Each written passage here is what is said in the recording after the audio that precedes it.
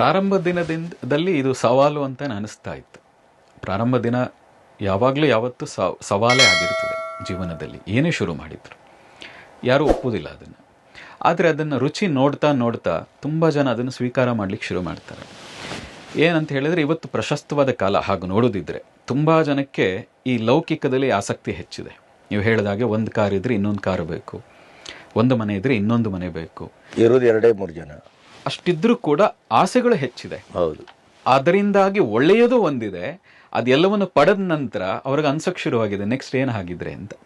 3 ಕಾರಿದೆ, 2 ಮನೆ ಇದೆ, ಏನೇ ಇದ್ರೂ ನಾನು ಒಂದು ರೂಮ್ನಲ್ಲೇ ಮಲಗ್ತೀನಿ ಅನ್ನೋ ಅರಿವು ಶುರುವಾಗಿದೆ. ತುಂಬ ಜನಕ್ಕೆ ನಾನು ನೋಡ್ತಾ ಇದ್ದೀನಿ, ಅವರಿಗೆ ಒಳಗಡೆ ಚುಚ್ಚಲಿಕ್ಕೆ ಶುರುವಾಗಿದೆ. ಇಷ್ಟೆಲ್ಲವೂ ಸರಿ, ಇಷ್ಟೆಲ್ಲ ಸಿಕ್ಕದ ಮೇಲೂ ಮತ್ತೇನು ನೆಕ್ಸ್ಟ್, ವಾಟ್ ನೆಕ್ಸ್ಟ್ ಅಂತ ಏನು ಕರೀತಾರಲ್ಲ, ಅದು ಎಲ್ಲರ ಒಳಗೆ ಶುರುವಾಗಿದೆ, ಬರ್ತಾ ಇದೆ. ಆ ಪರಿಣಾಮವಾಗಿಯೇ ಇವತ್ತು ಜಗತ್ತು ಮತ್ತೆ ಭಾರತದ ಕಡೆಗೆ ನೋಡ್ತಾ ಇದೆ, ಭಾರತದ ಜ್ಞಾನದ ಕಡೆಗೆ ನೋಡ್ತಾ ಇದೆ. ಎಷ್ಟು ಸಾವಿರ ಜನ ಭಾರತದವರು ಅದನ್ನು ಇನ್ನೂ ಪೂರ್ಣವಾಗಿ ಒಪ್ಪದೇ ಇರಬಹುದು.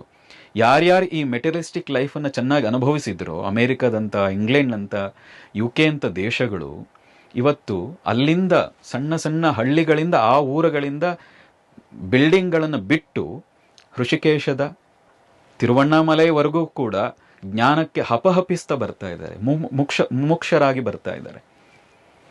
ಯಾವಾಗ ಇದು ಫುಲ್ಫಿಲ್ ಆಯಿತೋ ಮೆಟೀರಿಯಲಿಸ್ಟಿಕ್ ಲೈಫ್, ಅದರಿಂದ ಏನೂ ತೊಂದರೆ ಇಲ್ಲ. ಯಾರು ಅದು ಫುಲ್ಫಿಲ್ ಆಗ್ತದೆ ಅವ್ರು ಇದು ದಾರಿಗೆ ಬರಲೇಬೇಕು.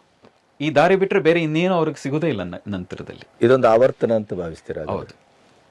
ಹಾಗಾಗಿ ನಾನು ಹೇಳಿದ್ದು ನೋಡಿ, ಹಿಂದೆಯೂ ಒಮ್ಮೆ ಹೇಳಿದ್ದೆ ಒಂದು ಕಡೆ, ಇವತ್ತಿಗೂ ಮತ್ತೆ ಹೇಳ್ತೀನಿ, ಈ ದೇಶದಲ್ಲಿ ಸಮೃದ್ಧಿ ಯಾವಾಗಿತ್ತು ಆಗಲೇ ಜ್ಞಾನವೂ ಹೆಚ್ಚಾಗಿತ್ತು.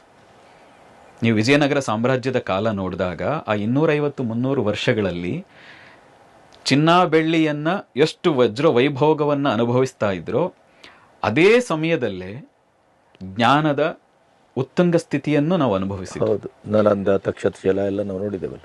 ಅದು ಮೌರ್ಯರ ಕಾಲ ಇರ್ಬೋದು, ಗುಪ್ತರ ಕಾಲ ಇರ್ಬೋದು, ಎಲ್ಲರ ಕಾಲಗಳಲ್ಲೂ ಕೂಡ ಈ ಜ್ಞಾನವೂ ಕೂಡ ಅಷ್ಟೇ ಸಮೃದ್ಧಿ ಆಯಿತು, ಆಧ್ಯಾತ್ಮಿಕ ಪಥ ಕೂಡ ಅಷ್ಟೇ ಸಮೃದ್ಧಿ ಆಯಿತು.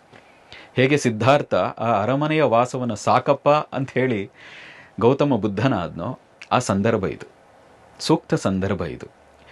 ಆದರೆ ಒಂದು ನಾನು ಎಲ್ರಿಗೂ ಸಲಹೆ ಮಾಡೋದು, ಎಲ್ಲವನ್ನು ಬ್ಯಾಲೆನ್ಸ್ ಮಾಡಿ. ಆಧ್ಯಾತ್ಮಿಕತೆಯನ್ನು ಕನಿಷ್ಠ ಭಾರತದ ನೀವುಗಳು, ನಿಮ್ಮದೇ ಪರಂಪರೆ, ನಿಮ್ಮ ರಕ್ತದಲ್ಲಿ, ನಿಮ್ಮ DNA ಆ ಒಂದು ಋಷಿಗಳ ಪರಂಪರೆಯ ಒಂದು ಸತ್ವ ಇದೆ, ಒಂದು ಶಕ್ತಿ ಇದೆ.